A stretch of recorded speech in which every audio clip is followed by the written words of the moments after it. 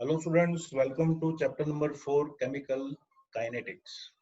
Okay, in last lectures we have done some numericals regarding to zeroth and first order reaction. In theoretical topic today our question is explain the effect of increase in temperature on rate of reaction and rate constant. Rate और rate constant पे temperature की क्या effect होती है वो समझते हैं. सो बच्चों आप जानते हो जनरली मोस्ट ऑफ रिएक्शंस में टेम्परेचर इंक्रीज करने से रेट बढ़ता है, दैट मींस एक्सेलरेट होता है. Generally in all the reaction rate of reaction accelerated when temperature is increased. Okay, now let us see formula. एक रिएक्शन का एग्जांपल लेते हैं. So dinitrogen pentoxide undergoes thermal decomposition. Okay, so it gives 2NO2 plus half O2. 2NO2 plus half O2. So decomposition gives 2NO2 plus half O2. Understood? Okay. So in this thermal decomposition, if we take the reaction at 50 degrees Celsius, so half reaction time is only 12 minutes. Half reaction time का मतलब है the time at which the initial concentration becomes half. The concentration of reactant becomes half than initial concentration. It is known as half reaction time. तो students N2O5 उसके decomposition की reaction अगर आप 50 degree Celsius पे करते हो तो इन 12 minute 50% reaction is completed. लेकिन वही रिएक्शन अगर आप 25 डिग्री सेल्सियस पे करोगे so in 5 hours 50% reaction is completed. If you are taking at 0 degree Celsius so it will take 10 days. तो आप समझ सकते हो कि N2O5 का थर्मल डिकम्पोजिशन करने के लिए जो हाफ रिएक्शन टाइम होता है वो 50 डिग्री सेल्सियस पर सिर्फ 12 मिनट, 25 डिग्री सेल्सियस पर 5 आवर्स एंड 0 डिग्री सेल्सियस पर 10 डेज तक होता है. इसका मतलब ये हुआ कि rate of reaction is directly proportional to temperature. Rate of reaction is directly proportional to temperature. जितना टेम्परेचर बढ़ाओगे तो रेट ऑफ रिएक्शन बढ़ेगा, हाफ रिएक्शन टाइम भी क्या होगा, डिक्रीज. ओके, दूसरा एक लैब का एग्जांपल मैं याद कराता हूँ जो आप 12th में प्रैक्टिकल में पढ़ोगे. एक्चुअली क्या होता है 11th साइंस में एसिड बेस टाइट्रेशन की रिएक्शन होती है जिसमें न्यूट्रलाइजेशन होगा. 12th में वही चीज को बोलते हैं रेडॉक्स टाइट्रेशन. 11th में न्यूट्रलाइजेशन होता है, 12th में रेडॉक्स टाइट्रेशन. तो 12th में आप प्रैक्टिकल लैब में करोगे strong oxidizing agent KMnO4 is treated with oxalic acid. Strong oxidizing agent KMnO4 is treated with oxalic acid which is reducing agent. तो आप नॉर्मली रिएक्शन करोगे तो बहुत सारा समय जाता है, लेकिन अगर हम ऑक्सैलिक एसिड को हीट करके एक्सपेरिमेंट करें तो सर्टेन टाइम में ही रिजल्ट आ जाता है. तो लिख सकते हैं a potassium permanganate gets decolourised faster at higher temperature than at a lower temperature. Lower temperature की जगह हायर टेम्परेचर पे अगर रिएक्शन करें तो KMnO4 का वायोलेट कलर डिसअपियर हो जाता है. और इसलिए लैब में हम ऑक्सैलिक एसिड को हीट करके टाइट्रेशन करते हैं. ठीक है, so these both experiments shows that generally if we increase temperature, rate and rate constant also increases. Experimentally scientists ने प्रूव किया है कि it has been found that for a chemical reaction with rise in temperature by 10 degrees Celsius, the rate constant is nearly doubled. Okay, generally most of reaction में अगर 10 degree Celsius temperature increase करते हैं तो rate of reaction और rate constant generally double हो जाता है। Okay, वो आप नेक्स्ट टॉपिक में पढ़ोगे आगे, लेकिन उसका कंक्लूजन यहाँ दिया है, as the temperature increases by 10 degree Celsius the graph of fraction of molecule, मतलब any by kinetic energy shift towards right side and fraction of molecule becomes double। अब ये क्या कहना चाहते हैं मैं आपको नेक्स्ट थियरीज में आगे पढ़ाऊंगा। तो ये सेंटेंस आप ध्यान में रखना कि जब भी आप टेम्परेचर 10 डिग्री सेल्सियस इंक्रीज करोगे तो फ्रैक्शन ऑफ मोलिक्यूल, जिसको लिखा है NE/NT versus kinetic energy graph, right side shift होगा, जिससे फ्रैक्शन ऑफ मोलिक्यूल डबल हो जाता है। कैसे, डिटेल में समझेंगे। ओके, इसके साथ साथ आर्हेनियस साइंटिस्ट ने अपने एक्सपेरिमेंट से फॉर्मूलाज दिए हैं। The effect of temperature on rate constant of the reaction. Scientist Arrhenius okay, the temperature depends on the rate of chemical reaction can be accurately explained by Arrhenius equation। rate of reaction वो temperature पर कैसे depend करता है, वो Arrhenius equation से हम लिख सकते हैं। साइंटिस्ट Arrhenius ने इक्वेशन दिया था, rate constant K is equal to A into E raised to minus EA by RT। The formula was K is equal to A into E raised to minus EA by RT। फिर से एक बार क्या होगा formula, K is equal to A into E raised to minus EA by RT, जहां पे K को कहेंगे rate constant, जो रेट के डायरेक्टली प्रोपोर्शनल में है। ओके, A को कहेंगे आर्हेनियस फैक्टर और frequency factor. It is also called pre exponential factor, pre-exponential factor। तो Arrhenius factor, frequency factor, it is also called pre-exponential factor। इसका लॉजिकली मीनिंग मैं आपको समझाऊं तो जितने मोलिक्यूल्स एक दूसरे के साथ रिएक्शन के लिए कोलाइड करते हैं, उन मोलिक्यूल के नंबर को कहते हैं Arrhenius factor। The number of molecule which undergo collision for reaction, it is known as Arrhenius factor, frequency factor, pre-exponential factor कहा जाता है। It is a constant specific to a particular reaction। कोई particular reaction के लिए A की value constant होती है। Second है R को कहेंगे बच्चों गैस कांस्टेंट। ओके, और गैस कांस्टेंट की वैल्यू होती है 8.314 joule kelvin inverse mole inverse बराबर। अगर किलो जूल में लेना है तो ले सकते हैं into 10⁻³ kilo joule per mole into kelvin. ये को कहते हैं activation energy in joule per mole. Energy of activation भी कहते हैं, एक्टिवेशन ऑफ एनर्जी भी कहेंगे। ओके, तो वो फॉर्मूला में वापिस यहाँ पे लिख रहा हूँ। क्या था formula, K is equal to A into E raise to minus EA by RT। चलो दोनों साइड नेचुरल लॉग लेते हैं तो आएगा बच्चों ln K is equal to क्या आएगा, ln A। ओके, ये मल्टीप्लीकेशन है, जरा जरा छुट्टा छुट्टा छुट्टा, तो वो बन जाएगा ln में प्लस। तो लिखेंगे ln K is equal to ln A plus ln E raise to minus EA by RT।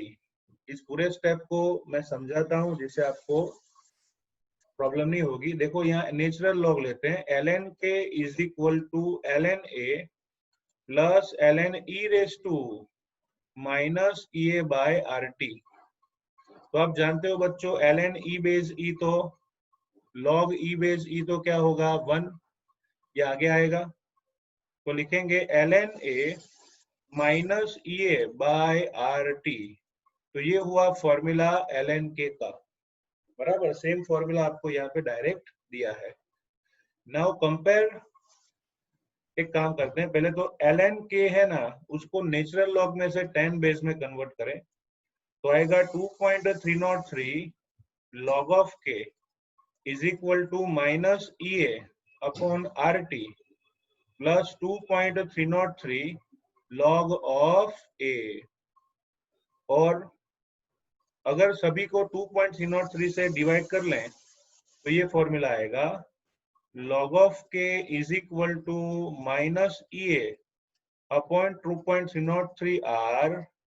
ये T बचा है ना, तो 1/T plus log of A। सो ऐसा एक इक्वेशन आएगा log K is equal to minus EA upon 2.303 R into 1/T plus log of A। Okay, चलो ये अच्छी बात हुई, फॉर्मूला मिल गया। और एक चीज आपको देख के पता चलेगा कि यहाँ पे ln के या log के जो है वो 1/T के साथ है। देखो ऑलरेडी T नीचे है और आगे माइनस साइन भी है, तो दुश्मन का दुश्मन दोस्त होता है, माइनस माइनस प्लस। वैसे यहाँ पे भी लिख सकते हैं कि भाई ln K is directly proportional to temperature, मतलब रेट कांस्टेंट टेम्परेचर के डायरेक्टली प्रोपोर्शनल में होता है। That means temperature increases, rate constant also increases. तो ध्यान में रखिएगा, शॉर्ट में लिखें तो increase in temperature then increase in rate of reaction and exponential increase in rate constant. Rate constant में भी इंक्रीजमेंट होता है, और इसलिए यहाँ पे ध्यान रखना इंक्रीजिंग मतलब 1/T है, T कर देना। तो this is called effect of temperature on rate and rate constant. तो बहुत सिंपल सी थियरी है। ये थियरीज जो है पीछे वाली वो टेक्स्ट बुक में से नहीं करना, इसमें से ही करना है आपको। ओके, तो बच्चों सबसे पहले आप लिखोगे कि जनरली मोस्ट ऑफ रिएक्शंस जो होती है उन रिएक्शन में टेम्परेचर इंक्रीजमेंट से रेट बढ़ता है, एक्सेलरेट होता है। Give the example of N2O5 perfectly, फिर oxalic acid H2C2O4 with KMnO4। फिर ग्राफ की बात करो कि graph of mole fraction of molecule versus kinetic energy, temperature बढ़ाने से 10 डिग्री बढ़ाने से लगभग डबल हो जाता है। फिर आरएनएस इक्वेशन एक्सप्लेन कीजिए और फॉर्मूला से प्रूव कीजिए क्या ln K is directly proportional to temperature. Okay, now let us see question number 30. Question number 30. What is activation energy? Explain graph of reaction of activation energy and write about its probability. Energy of activation क्या है? Explain the graph of reaction of activation energy and write about its probability. तो बच्चों activation energy उसका general graph definition ये है, the minimum energy which is required to convert reactant to product is called kinetic energy of reaction or activation energy. The minimum energy which is required to convert reactant to product, okay, is called energy of activation, kinetic energy of activation or kinetic energy of reaction. दूसरी graph से भी definition है, the energy required to form intermediate which is called intermediate activated complex is known as activation energy. The energy which is required to form intermediate जिसको बोलते हैं activated complex C, it is also known as energy of activation. तो दो definition है बच्चों। सबसे पहली definition, the minimum energy which is required to convert reactant to the product is called kinetic energy of reaction, activation energy, energy of activation कहा जाता है। और ग्राफ से डेफिनेशन है, the energy required to form intermediate or activated complex C, it is known as activation energy EA।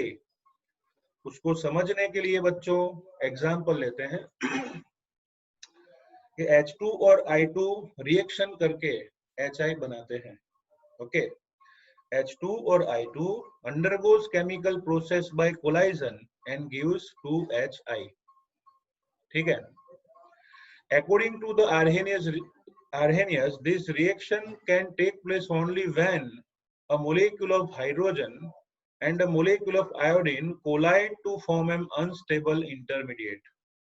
ये reaction तभी possible है जब दोनों मोलेक्यूल एक दूसरे के साथ कोलाइड होके एक अनस्टेबल इंटरमीडिएट बनाएंगे. क्या बनाएंगे? Unstable intermediate. कैसे? तो देखो, ये हुआ H2 मोलेक्यूल, ओके, है ना, HH. अच्छा, ये हुआ I2 मोलेक्यूल, ठीक है. अगर एक दूसरे के साथ कोलाइड होंगे तो अनस्टेबल इंटरमीडिएट कॉम्प्लेक्स बनेगा जिसको C बोलते हैं, बराबर, विच इज अनस्टेबल है. उसकी एनर्जी इतनी ज्यादा है कि स्टेबिलिटी बहुत कम हो जाती है, बराबर. तो देखो, उसको मैं यहाँ विजुलाइज करता हूँ बच्चों. ये हुआ H2 और ये होगा I2, बराबर.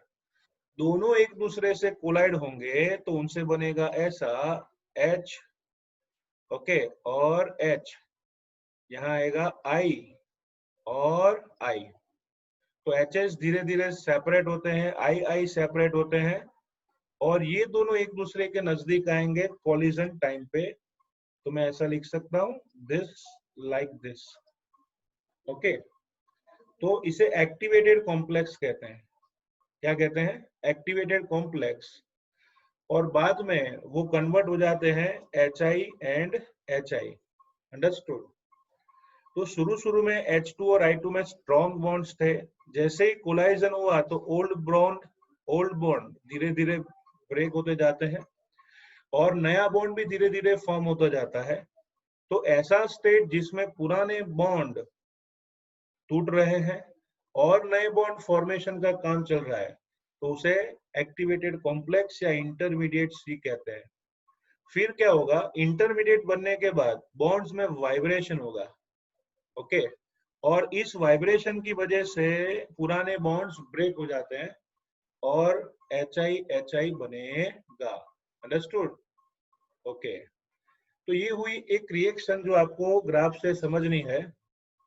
कैसे समझनी है? ग्राफ से, कि भाई H2 plus I2 it gives HI, 2HI product मिलेगी. अब मैं आपको ग्राफ से एक्सप्लेन करता हूं कुछ ऐसा. Y एक्सिस पे लेना है बच्चों पोटेंशियल एनर्जी और X एक्सिस पे रिएक्शन कोऑर्डिनेट्स लिखा है, मतलब रिएक्टेंट एंड प्रोडक्ट लिख सकते हो. चलो, रिएक्शन हमने स्टार्ट की H2 और I2 से. दोनों का एनर्जी लेवल जो है उसे कहेंगे A, okay, that is potential energy of both reactant. Okay, H2 और I2 कोलाइड हुए और एक हायर एनर्जी स्टेट पे पहुंचे. H2 और I2 कोलाइड होके एक हायर एनर्जी स्टेट पे पहुंचे हैं, ओके. और उस हायर एनर्जी स्टेट पे एक्टिवेटेड कॉम्प्लेक्स बनेगा जो हमने अभी अभी यहाँ पे लिखा था, H और I. तो कोलाइजन होके यहाँ पे एक्टिवेटेड कॉम्प्लेक्स बन गया. अच्छा, that is the maximum energy level. Energy level ज्यादा है तो स्टेबिलिटी कैसी होगी? कम. तो लोएस्ट स्टेबिलिटी वाला, वेरी शॉर्ट लाइफ पीरियड वाला एक कॉम्प्लेक्स बनेगा जिसको बोलेंगे एक्टिवेटेड कॉम्प्लेक्स. वहां उस चरम सीमा तक, मतलब एनर्जी लेवल तक पहुंचने के बाद वो बॉन्ड्स में वाइब्रेशन स्टार्ट होगा, बॉन्ड्स ब्रेक हो जाएंगे और फाइनली आपको मिलने वाला है HI. तो ये हुआ A, potential energy of reactant, potential energy of intermediate activated complex and potential energy of product. Understood? तो एनर्जी ऑफ एक्टिवेशन क्या है? एनर्जी ऑफ एक्टिवेशन का मतलब याद रखो कि रिएक्टेंट से स्टार्ट करके एक्टिवेटेड कॉम्प्लेक्स तक एनर्जी लेवल पहुंचाने के लिए जो एनर्जी चाहिए ना, उसे एक्टिवेशन एनर्जी कहते हैं. Understood? The energy difference between activated complex and reactant is known as energy of activation. उसे क्या कहते हैं? Energy of activation. Understood? तो लिखा है इसीलिए the energy required to from this intermediate called activated complex is known as energy of activation. Activated complex बनाने के लिए जो मिनिमम एनर्जी चाहिए उसको कहेंगे एनर्जी ऑफ एक्टिवेशन. जैसे एक एग्जांपल देता हूं. सपोज कोई थिएटर में आपको पिक्चर देखने जाना है, तो स्टूडेंट्स आपके पास मिनिमम अमाउंट कितना होना चाहिए? जैसे कोई 120 रुपीज की टिकट है, तो मिनिमम वहां जाके पिक्चर देखनी हो तो आपके पास एटलीस्ट 120 रुपीज होना चाहिए. तो 120 रुपीज को कहते हैं एनर्जी ऑफ एक्टिवेशन. उसके बगैर आप पिक्चर नहीं देख पाओगे. हाँ, अगर ज्यादा एनर्जी है तो अंदर पिक्चर में नाश्ता पानी आप कर सकते हो, लेकिन minimum amount of energy required कितनी है? 120 रुपीज. वैसे केमिकल रिएक्शन में भी रिएक्टेंट जो होते हैं ना, उनके पास काइनेटिक एनर्जी का फैक्टर है. जब ये रिएक्टेंट मोलेक्यूल एक दूसरे से कोलाइड होते हैं तो दोनों के पास कुछ सर्टेन अमाउंट ऑफ एनर्जी होनी चाहिए और तो ही रिएक्शन पॉसिबल है. और ये जो सर्टेन अमाउंट ऑफ एनर्जी है उसे क्या कहेंगे? एक्टिवेशन एनर्जी और एनर्जी ऑफ एक्टिवेशन. तो इसीलिए एक्टिवेशन एनर्जी का फॉर्मूला है potential energy of intermediate complex C, okay, minus potential energy of reactants. So activation energy EA is equal to potential energy of intermediate minus potential energy of reactant. Okay, तो आप definition दो method से दे सकते हो. पहली simple definition, the minimum amount of energy which is required to convert reactant to product is called energy of activation, kinetic energy of reaction, or the energy difference between the potential energy difference between intermediate complex and the reactant is known as activation energy. Now let us see the probability of reaction and energy of activation. तो ये मैंने already आपको समझाया. The collision of molecule with more kinetic energy than EA results into product. Okay, अगर minimum energy EA उससे ज्यादा energy reactant molecule के पास है तो कोलिजन जो है वो प्रोडक्ट में कन्वर्ट होगा. अगर 120 रुपए से ज्यादा है आपके पास तो आप पिक्चर देख पाओगे. The collision of molecule is less with less kinetic energy than EA do not form product. अगर 120 रुपए से कम पैसे हैं तो पिक्चर देख नहीं पाओगे.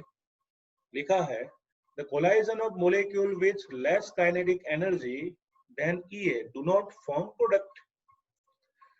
That means energy of activation जितनी या उससे ज्यादा एनर्जी है so product will form.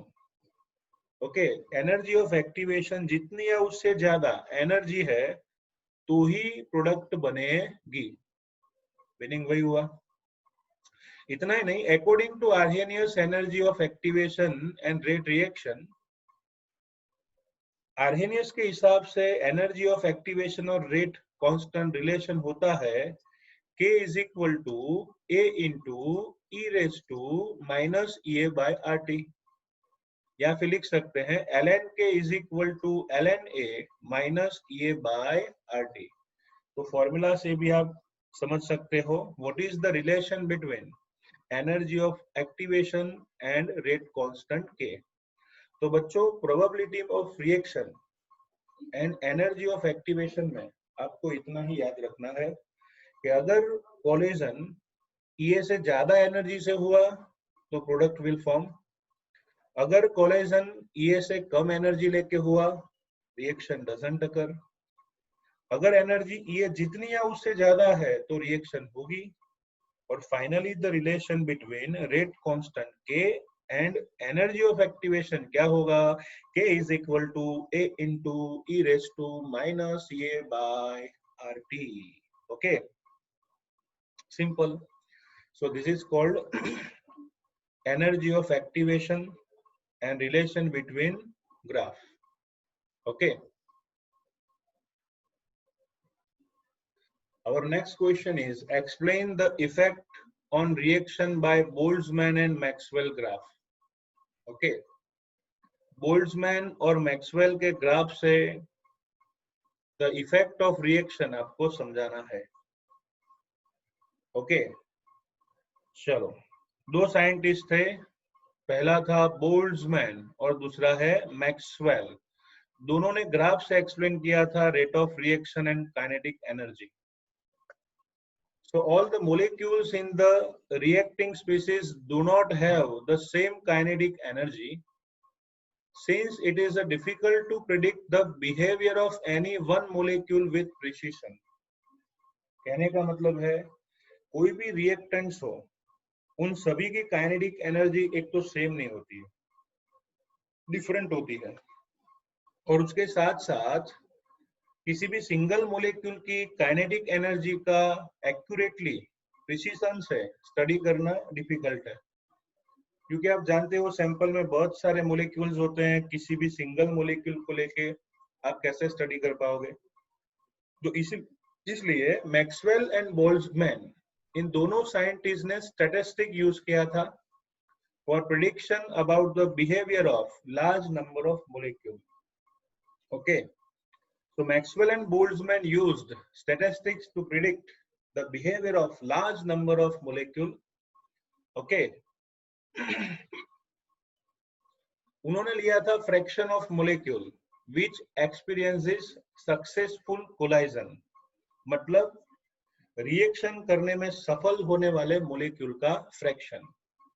Fraction of molecule मतलब इतना याद रखना कि ऐसे मोलेक्यूल जिनके पास एनर्जी ऑफ एक्टिवेशन जितनी या उससे ज्यादा एनर्जी है, divide by total number of molecule. Fraction of molecule का फॉर्मूला है Ni अपॉन Nt. ओके बच्चों, Ni का मतलब है EA, kinetic energy containing molecule. मतलब ऐसे मोलेक्यूल जिनके पास एनर्जी EA जितनी या उससे ज्यादा है. और Nt का मतलब है total number of molecule. Nt का मतलब है total number of molecule. Okay. तो अगर हम ग्राफ प्लॉट करें fraction of molecule versus kinetic energy, तो आपको कुछ ऐसा कर्व देखने को मिलेगा. ओके. शुरू में लोअर काइनेटिक एनर्जी वाले मोलेक्यूल्स का फ्रैक्शन कम है, हायर इंटरमीडिएट काइनेटिक एनर्जी वाले मोलेक्यूल्स का फ्रैक्शन ज्यादा है, और हायर काइनेटिक एनर्जी वाले मोलेक्यूल का फ्रैक्शन भी कम होता है. ये आप ऑलरेडी 11 साइंस चैप्टर 5 में पढ़ चुके हो. This plot contains the relation of mole fraction and kinetic energy. Mole fraction and kinetic energy. The peak of the curve correspond to the most probable kinetic energy. ये जो peak है ना, वो show करता है most probable kinetic energy. Okay. Most probable kinetic energy show करता है, मतलब मैक्सिमम जितने भी मोलेक्यूल्स है उनकी कॉमन काइनेटिक एनर्जी. तो इसका फ्रैक्शन हम ऐसे यहाँ पे ड्रॉ कर सकते हैं. बराबर. अंडरस्टूड. जैसे 100 स्टूडेंट्स हैं, 12th का रिजल्ट आता है, 100 में से 20 स्टूडेंट का रिजल्ट 80% से ज्यादा है, 20% फेल है, फिर 40 से लेके 80 के बीच में 60% रिजल्ट है. मतलब 40 से 80 मार्क्स के बीच में 60% बच्चों का रिजल्ट है. तो मैं ऐसा कह सकता हूं कि मोस्ट ऑफ बच्चों का रिजल्ट क्या आया. तो ना तो आप मोर देन 80 बोल सकते हो, लेस देन 40 बोल सकते हो. क्या कहोगे? 40 to 80. ओके. तो इसीलिए यहाँ पे भी ऐसा है, डिफरेंट काइनेटिक एनर्जी का फ्रैक्शन डिफरेंट है, लेकिन जो पिक है वो ये शो करता है कि most of fraction of molecule which has common kinetic energy, और इसलिए उसको कहते हैं मोस्ट प्रोबेबल काइनेटिक एनर्जी. क्या कहेंगे? Most probable kinetic energy. So the plot contains relation of mole fraction and kinetic energy. The peak of curve correspond to the most probable kinetic energy That means kinetic energy of maximum fraction of molecule. ज्यादातर molecules की kinetic energy कहते हैं. So there are decreasing number of molecule with energies at higher and lower than this value. ये peak जो है उससे lower और higher value जो है काइनेटिक एनर्जी की, वहां पे फ्रैक्शन ऑफ मोलिक्यूल डिक्रीज होता है. वो तो मैं 11th में भी पढ़ा चुका हूँ. यस और no? Okay. Most probable kinetic energy जो पीक है, ओके, उससे कम एनर्जी की साइड जाओगे तो फ्रैक्शन ऑफ मोलिक्यूल डिक्रीज होगा. ज्यादा एनर्जी की साइड जाओगे फ्रैक्शन ऑफ मोलिक्यूल डिक्रीज होता है. So there are decreasing number of molecule with energies higher or lower than this value. Understood? So ये simple सा ग्राफ है. At definite temperature, the fraction of molecule versus kinetic energy. Okay. लेकिन इसी theory में आगे बढ़ते हैं. Temperature की इफेक्ट. क्वेश्चन कुछ ऐसा है. The relation between mole fraction and temperature is explained by Boltzmann and Maxwell graph. मतलब टेम्परेचर चेंज करोगे तो ग्राफ में क्या चेंज होगा, वो हमें इस मैक्सवेल और बोल्ट्जमैन के ग्राफ से एक्सप्लेन करना है. The effect of mole fraction with respect to the temperature. Understood? Okay. तो पहला ग्राफ तो हमें वही लेना है जो दिया था. Let us see. First graph is identical. Okay. Suppose कीजिए कि T Kelvin temperature है. Okay. At this T Kelvin temperature, the fraction of molecule versus kinetic energy, उसका ग्राफ आएगा ऐसे. Okay. This is most probable kinetic energy. और ऐसे curve nature में graph आता है. This is the curve graph of T kelvin temperature. Okay. ये graph थोड़ा सा मुझे मिस्टेक वाला लग रहा है, इसलिए मैं साइड पे ग्राफ ड्रॉ कर रहा हूं. See, on the y axis we are taking fraction of molecule Ne upon Nt. On x axis we are taking kinetic energy. Okay. आपको पता होगा the minimum energy which is required to convert reactant to product, it is known as energy of activation. It is known as energy of activation. मैं पहला graph draw करूंगा T kelvin temperature पे. तो अगर T kelvin temperature पे मैं graph plot करूं तो ग्राफ कुछ ऐसा आएगा. टेम्परेचर कांस्टेंट है, kinetic energy increases, fraction of molecule also increases, becomes maximum and start decreasing, and this is the graph of temperature. Okay. तो आपने देखा यहाँ पे कांस्टेंट टेम्परेचर T लेके ग्राफ प्लॉट करोगे और मोस्ट प्रोबेबल काइनेटिक एनर्जी जाके वो डिक्रीज होगा और ऐसे आगे बढ़ता है. अंडरस्टूड? तो यहाँ पे जो फ्रैक्शन ऑफ मोलिक्यूल आएगा, that fraction of molecule indicates that इतना मोल फ्रैक्शन ऐसा है जो प्रोडक्ट में तब्दील हुआ. Okay. The fraction of molecule which is converted into product. ये ड्रॉ नहीं करना है, मैं समझा रहा हूँ सिर्फ. तो graph of T kelvin temperature. अभी एक्सपेरिमेंटली सबने प्रूव किया है कि भाई टेम्परेचर में 10 डिग्री सेल्सियस इंक्रीजमेंट करोगे या 10 केल्विन का, तो rate of reaction almost double हो जाता है. तो दूसरा ग्राफ हम प्लॉट करेंगे बच्चों, the graph at T plus 10 kelvin temperature. तो सीधी बात है, ये T केल्विन था, अब T प्लस 10 केल्विन टेम्परेचर पे एक्सपेरिमेंट करोगे तो काइनेटिक एनर्जी मोलिक्यूल्स की बढ़ेगी, तो ग्राफ राइट साइड शिफ्ट होगा. सो this is graph for T plus 10 kelvin temperature. Okay. यहाँ पे भी मोस्ट प्रोबेबल वेलोसिटी क्या होगी? इंक्रीज. ओके.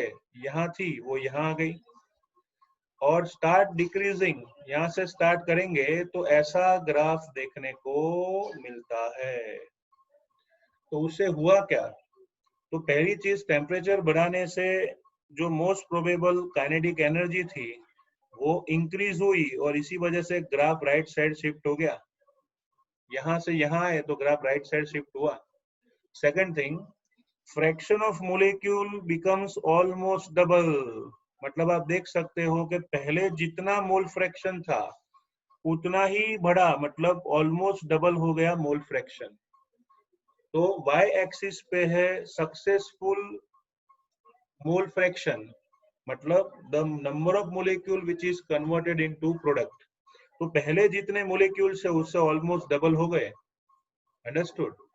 और इसलिए कहा जाता है कि if we plot a graph okay at more than 10 degree Celsius तो उस ग्राफ में रेट ऑफ रिएक्शन डबल हो जाता है। बच्चों इसको मैं क्यों रॉन्ग कह रहा हूं उसका रीजन समझाता हूं कि यहाँ पे फ्रैक्शन ऑफ मोलिक्यूल देखिए, ये इनिशियल है टी केल्विन का, तो ये हुआ t प्लस 10 का, तो फ्रैक्शन तो इतना इंक्रीज हुआ। तो ये अगर रेफरेंस बुक है या टेक्स्ट बुक है, दोनों में गलत लिखा है। तो जितना पहले होता है उतना ही फ्रैक्शन आपको डबल करके बढ़ाना है। समझ गए? तो अगर आप टेक्स्ट बुक में से या रेफरेंस बुक में से ग्राफ ड्रॉ करते हो तो दिखना चाहिए कि फ्रैक्शन ऑफ मोलिक्यूल क्या हुआ, डबल। तो इसका स्क्रीनशॉट ले लीजिए या फिर आपकी टेक्स्ट बुक में ऐड कर दीजिए ग्राफ को। ठीक है? सो this is called effect of temperature. लिखा है the area under the curve must be constant since total probability must be 1 at all times. Okay, the area under the curve must be constant since total probability must be 1 at all times. Okay, चलो लिखा, according to figure, increase in temperature of substance increase the fraction of molecule which collide with energies greater than EA.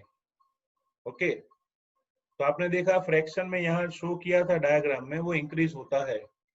It is clear from the diagram that the curve at t plus 10 the area showing the fraction of molecule having energy equal to or greater than activation energy gets double।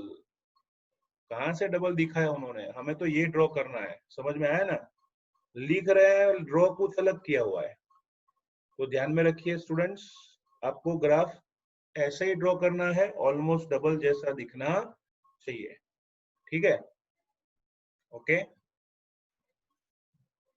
Clear कर दूं? समझ में आ जाएगा। It is clear from the diagram that the curve at t plus 10 the area showing the fraction of molecule having energy equal to EA or more than EA gets double, leading to doubling the rate of reaction। Rate of reaction double होता है।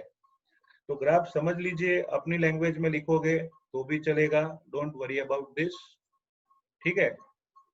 Now today's last question of us, that is question number 33, explain the rate of reaction with energy of activation and temperature with the help of Arrhenius equation and state its importance।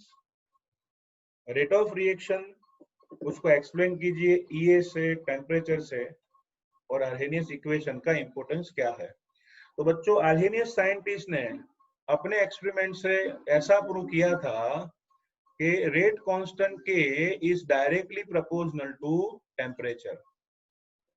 के is directly proportional to temperature. उन्होंने बताया कि K is proportional to E raise to minus EA by RT.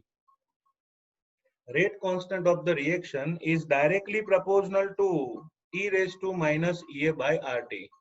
If we remove proportional sign, there comes constant, और इसलिए बना K is equal to A into e raised to minus EA upon RT। तो Arrhenius ने अपने experiment से बताया कि भाई टेम्परेचर बढ़ाओगे तो रेट कांस्टेंट बढ़ेगा, और फाइनली आर्हेनियस इक्वेशन दिया K is equal to A into e raised to minus EA by RT। ठीक है? टर्म्स लिखते हैं तो K को कहेंगे रेट कांस्टेंट जो रेट के डायरेक्टली प्रोपोर्शनल में है, E को कहेंगे एनर्जी ऑफ एक्टिवेशन, जो joule kelvin inverse mole inverse.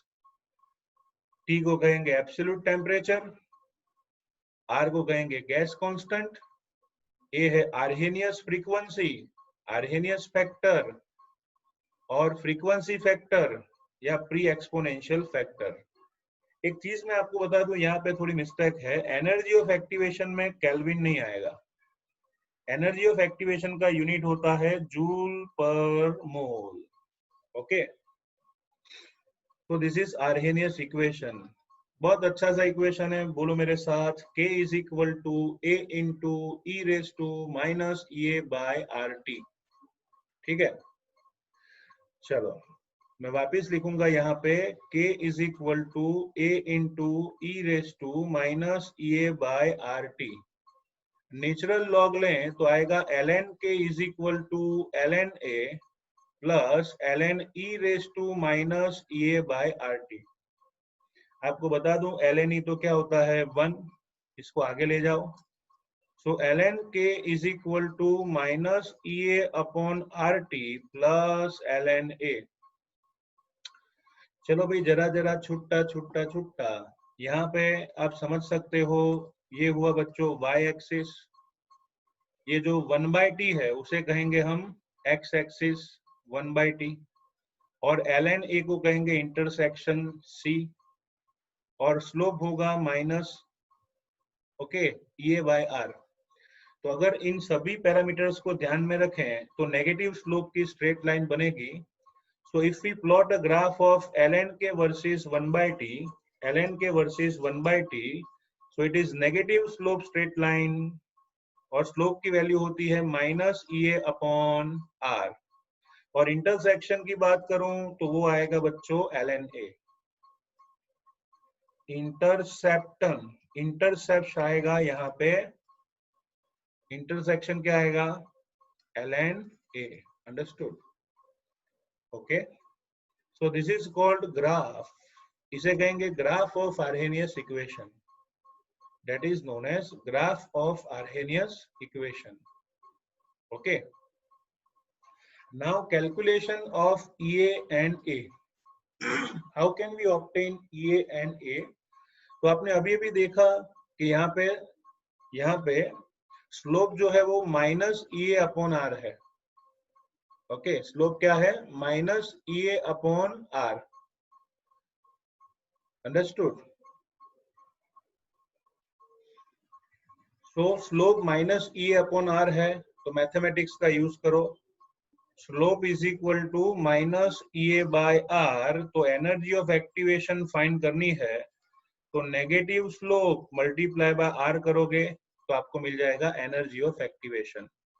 Okay, इसके साथ साथ आपको दिया है intersection is equal to ln A। तो अगर आप एंटी लॉग लोगे नेचुरल लॉग का तो आपको ये वैल्यू मिल जाएगी।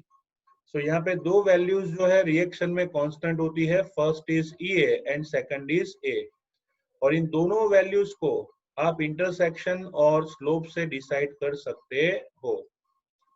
Okay, now according to Arrhenius equation आप समझ सकते हो, क्या समझ सकते हो, energy of activation minus EA is inversely proportional to temperature, increasing the temperature or decreasing the activation energy EA। बराबर, टेम्परेचर बढ़ाने से एनर्जी ऑफ एक्टिवेशन डिक्रीज होगी। Second, increase the temperature so rate increases, temperature बढ़ाओगे तो rate और rate constant increase होगा।